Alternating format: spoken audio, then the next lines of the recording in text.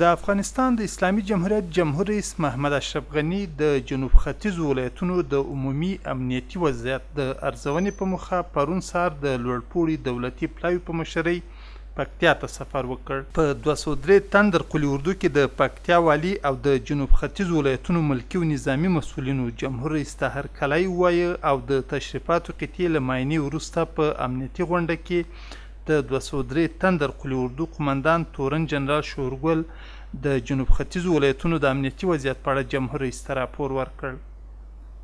د مسؤلینو د اجراتو د راپورونو لاسته راوړنو او وړاندیزونو له اورېدو وروسته جمهور رئیس د 203 تندر قلي اردو سرتیرو بریدملانو او افسرانو سره په جلا کتنو کې د دوی ستونزې غوښتنې او وړاندیزونه واورېدل.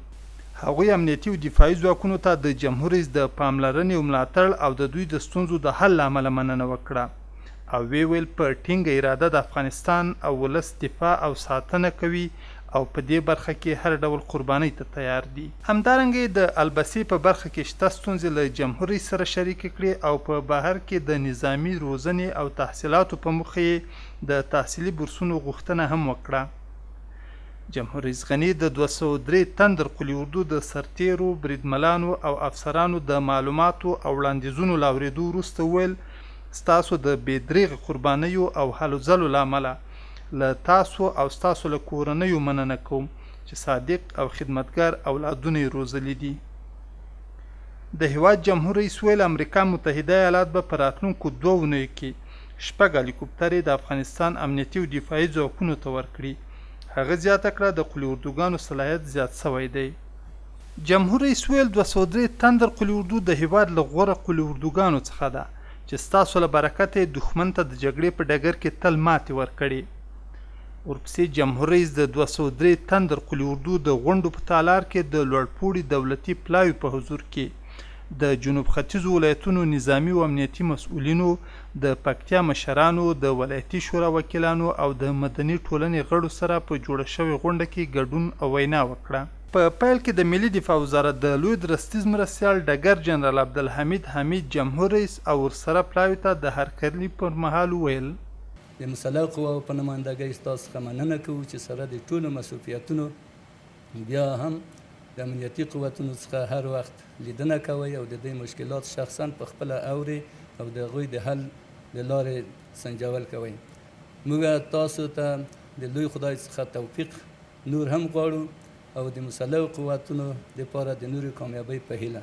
ورپسې د پکتیا والي شمیم کټوازي جمهور رئیس غني او ورسره پلاوي ته د ښه راغلاست پر مهال له امنیتي او دفاعي ځواکونو څخه مننه وکړه چې دښمن ته یې ماتې ورکړه. جلالتمآب ولسمشر اجازه راکړه چې ستاسو په حضور کې له خپلو امنیتي او دفاعي ځواکونو څخه مننه وکړم. په تېرو 3 میاشتو کې د پکتیا په ولایت کې بېحده قرباني ورکړه. دښمن ته یې داسې غاښ ماتونکی ځواب ورکړو چې نور به بیا د پکتیا په امنیتیانو باندې کله هم برید ونه کوي. دوی په رښتیا ثابته کړه چې همدا خاوره او دا هیواد یې خپل ناموس وګڼلو او د سر په بدله یې ترې دفاع وکوله. ښاغلي کټوازي ویل د پکتیا ولسونو سره تر دې دمخه یوازې وعدې سوي خو له دوی سره شوې ژمنې هیڅ وخت نه دي عملي سوي. زه په هغه حالت کې راغلی یم چې نور وعدو باندې څوک نه سم غلطولی او د ځوان دپاره به ډېره بده مې چې په وعدو یې غلطوي. نو ستاسې همکاري ته ضرورت ده چې تر څو دا ولایت آباد کړو او د خلکو هغه باور بیرته پر ځای کړو. داسې پروژې ستاسې 10 کاله مسلسل دلته هغوی د خلکو ته وعدې ورکړل سوي دي خو عملي سوي نه دي. ښه مثال یې د مچلغو بند او د زرمت سرک ده. 10 کاله مسلسل د خلکو ته وعده ورکړل سوې ده خو عملي سوې نه ده. د پکتیا د ولایتي شورا رئیس ډاکټر الامیر بهرامزوی د پکتیا د ولسونو په استازیتوب خبرې وکړې او همدارنګه له حکومت او د جمهور رئیس ملي اقتصادي او ټولنیزو برنامو څخه د پکتیا د ولسونو په استازیتوب ټینګ ملاتړ اعلان کړ او ویې ویل جلالتمآب ولسمشر نن له تاسو را د پکتیا د هر کنج او کنار استازي وکیل صاحبان علما مشران مدني ټولنې استازي ناسته لري او په ډیره لویه او ویړه ټنډه د خپل ولایت د خلکو پر ژبه ډېرې یادې شوې غوښتنې اړتیاوې اندېښنې او سپارښتنې د دې لپاره در سره شریکوي چې که په پام کې ونیول شي او ترسره شي نو پکتیوال به په خپل حکومت او جغرافیه کې خپل ځای وویني او ډېرې ګیلې به یې اخیستل شوي وي. ښاغلي بارامزوی په پکتیا کې د صنعتي پارکونو برېښنا او بندونو د ستونزو د حل اساسي غوښتنه وکړه. په پکتیا کې د پانګې اچونې د ژوند د نور اسانتیاو برابرولو لپاره د اوسني منل شوي وارداتي برېښنا پروژې نه یوازې چټکوالی غواړو بلکې د برېښنا ظرفیت باید هومره لوړ شي چې صنعتي پارک او ټول پکتیا ته برېښنا ورکړي. اوس مهال 1015 پانګه اچونکي د پکتیا ولایت د تجارت او صنایعو خونو ته د پانګې اچونې لیوالتیا ښودلې او دا پانګه اچونه تر برېښنا پورې ځنډېدلې ده. د صنعتي پارک لپاره شاوخوا 1000 جریبه ځمکه لرو او څو ځله د سروې چارې ترسره شوي خو تر اوسه یې د جوړېدو لپاره عملي ګام نه ده اخیستل شوی. په پکتیا کې د برېښنا اوبو لګولو لپاره 15 مساعد ځایونه لرو چې له دې جملې څخه ډېر یاد شوی په احمد ابا ولسوالۍ کې د مچلغو بند، د اوبو لګولو او برېښنا بند، په څمکنۍ ولسوالۍ کې د سروی خولې بند، په احمدخیلو کې د نري بند، په زرمت ولسوالۍ کې میرزکې ولسوالۍ کې هم سروي شوي دي. تر اوسه یې د کارونو څرک نه لیدل کېږي.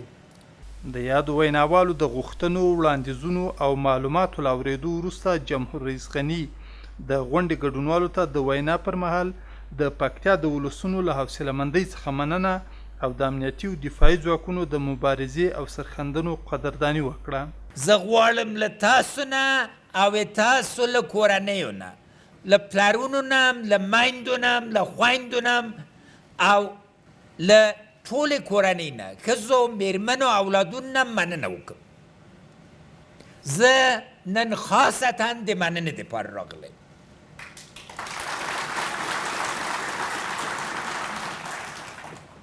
از برکت شما بود که ایده تمام مردم افغانستان با آرامی سپری کرد.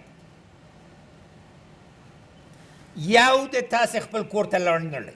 جمهور رئیس ویل د افغانستان ستراتیژیک وضعیت بنیادی بدلون کړی او دښمن ته مو پیغام دادی چې په جنگ کې نشئ بریالي کېدلی نو د سولې لاره اختیار کړئ. به صورت بنیادی بفهمین که وضعیت استراتژیک افغانستان تغییر کرد. یک نقطه بر دشمنای افغانستان واضح باشه، در میدان جنگ موفق نمیشین.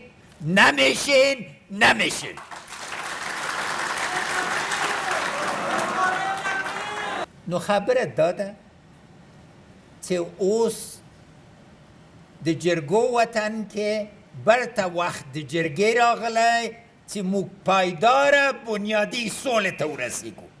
جمهور رئیس غني په ټینګار ویل په سیاسي ډګر کې باید هماغه څه وګټو چې په نظامي میدان کې مو ګټلي دي.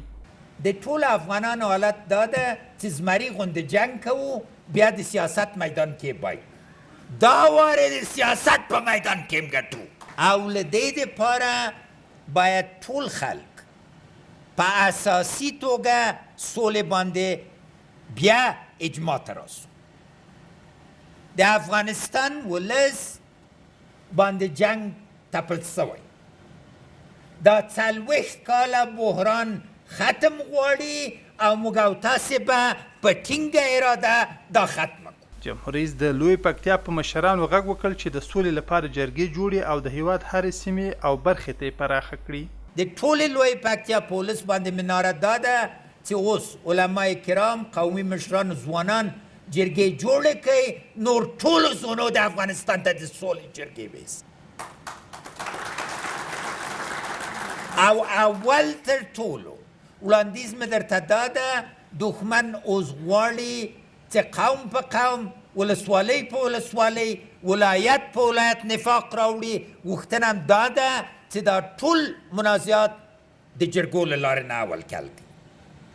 خلک په دې مه پرېږدئ چې دا طلایي فرصت چې موږ ته برابر سوی جناب والي صاحب او مشران له لاسه رارسي. محمد اشرف غني وویل غواړم د بودیجې په اړه زون په زون بحث وشي تر څو ټول افغانستان کې ځانونه وویني او انډول رامنځته سي. د بودیجې په اساس زه غواړم بحث زون په زون وسي چې ټول بودیجه د افغانستان کې راتلونکي کال کې د افغانستان زونونه ځان وګوري. ځکه اوس باید په بنیادي توګه راسو چې انډول څنګه برابر. ټول افغانستان په دې باندې اجماع لري چې باید انوال راسي. اما دا موږ او تاسو نه یو واضح بحث و. په دې معنا چې څو معیاره باید نظر کې ونیول سي.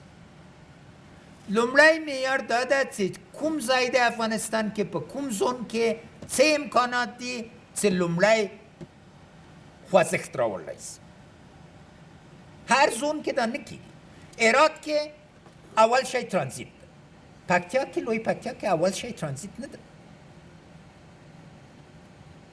ځکه که ترانزیت باندې میلیونها ډالر، لسها میلیون ډالر، سلها میلیون ډالر تیر کړم او سبا موافقه نه وي، بیا څه ترانزیت کول؟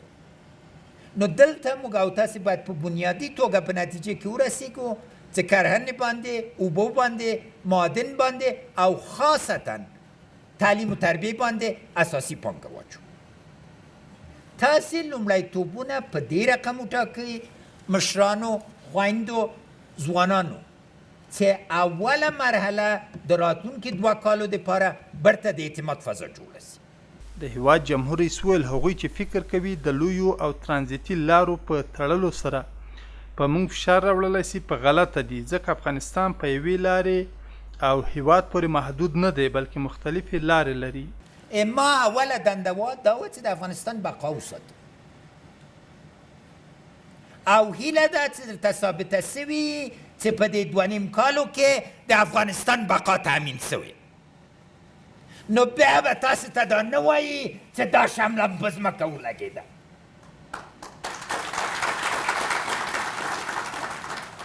دوم، ترانزیت غواړئ، ما در سره لوز کړی، شریک هم درلوده چې را سره ترانزیت وکړي یا لارې یې راباندې وتړلې. که د مرکزي اسیا لارې مې نه وې ختم کړي، نن به ډوډۍ در سره رسېده؟ یو ورځ لاره یې وتړله، په کابل کې، په قندار کې، په ګردیز کې، په خوست کې، کوم ځای کې د غنمو کمی راغی؟ دوی که خیال کوي نن ولې بولدک نه تړي؟ ځکه چې تیارې الوز یې هندوستان ته مال وړي. افغانستان نن چا پوسې تړلی نه ده. افغانستان مختلفې لارې لري او دا لارې به تلپایه وي. جمهور رئیس څرګنده کړه د ګردیز ښار لپاره مؤثرې طرحې غواړو او دلته شته ځمکې د چا شخصي نه بلکې د افغانستان د ولس ملکیت دی او د قانوني استفادې لپاره به یې د ولس په واک کې ورکړو. او دلته د وزارت دفاع ځمکې د وزارت دفاع نه دي، د افغانستان د ولس دي او د ولس دپاره ورنه ګټه چې کېږي کوم خاص شهرکونه او دا به نه وي، د ولس کورونه به وي، انسجام به وي. دا مې ځکه ساتلې چې سبا چور نه سي. چور کېږي نه، د ولس دپاره به استعمالوي. د هیواد جمهور رئیس د پکتیا مشرانو ته په خطاب کې وویل موږ باید یو تړون ته ورسیږو ځکه په خوست، پکتیا او پکتیکا کې لا هم ولسي تړونونه خپل ځای او ارزښت لري. موږ او تاسې باید یو تړون باندې ورسیږو. تړون دا ده چې هغه شی چې دولت وایي دولت به یې کوي، هغه شی چې ولس وایي ولس به یې کوي. دا خاصتا خوست، پکتیا، پکتیکا کې ولسي تړون لا ژوندی دی. قوي بنسټونه لري. دا بنسټونه د افغانستان پانګه ده. په لږه توګه یا په کمو ډېره توګه نورو ولایتو کې هم شته، اما دغه پانګې باندې موږ او تاسې باید حساب وکړو. نو له بلې برخه مې غوښتنه دا ده چې بیا د پروژو د امنیت په برخه کې یوازې امنیتي ځواکونو باندې ناره مه کوو. ولس په دې برخه کې باید را سره مرسته وکړي. جمهور رئیس غني امنیتي او دفاعي ځواکونو ته په خطاب کې ویل ستاسو میړانې او سرښندنو دا فرصت راکړ چې نړۍ په دې قانع کړم چې افغانستان ژوندی ولس دی او خپل راتلونکی په خپله جوړولی سي. تاسې قرباني ما ته دا فرصت راکړ چې دنیا په دې قانع کړم، نړۍ په دې قانع کړم چې افغانستان ژوندی ولس ده، خپل راتلونکی خپله جوړولی سي.